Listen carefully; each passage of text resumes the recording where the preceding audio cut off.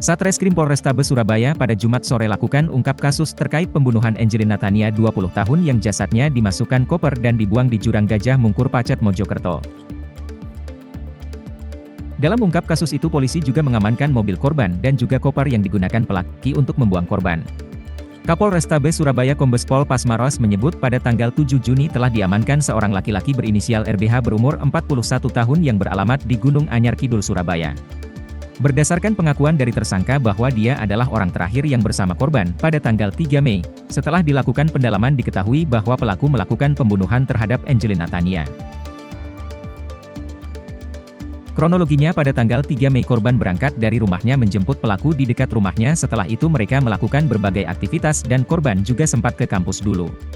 Setelah itu pelaku menjemput korban dan berkeliling bertemu dengan orang untuk menggadaikan mobil milik korban hingga pada 4 Mei mereka tidur di parkiran apartemen di dalam mobil.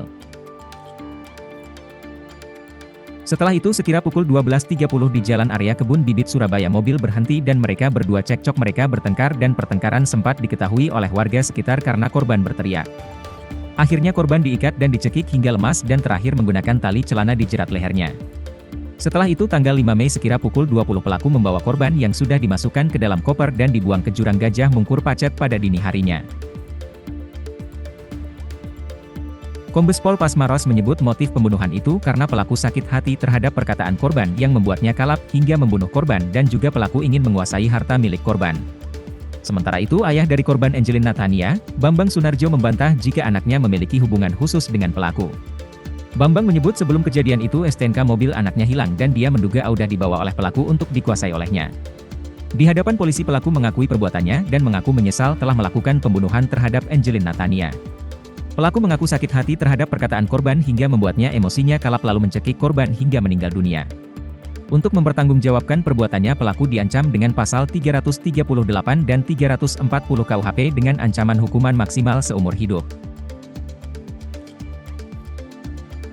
Kejadian ini adalah karena adanya sakit hati, sekaligus pelaku ingin menguasai barang berharga dari korbannya, baik itu mobil dan handphone. Yang notabene mobil ini sudah dipindah tangankan terhadap seseorang dan handphone pun juga sudah dijual kepada seseorang. Dan kita akan menjerat terhadap pelaku sesuai dengan pasal 338 dan 340 KUHP dengan ancaman maksimal bisa seumur hidup.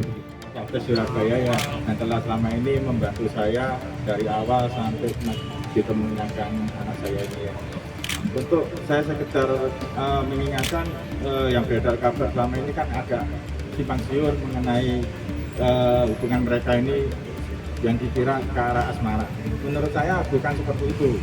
Menurut saya dia ini berinisial Roy ini memang dia menggait beberapa wanita itu seperti membodohi gitu.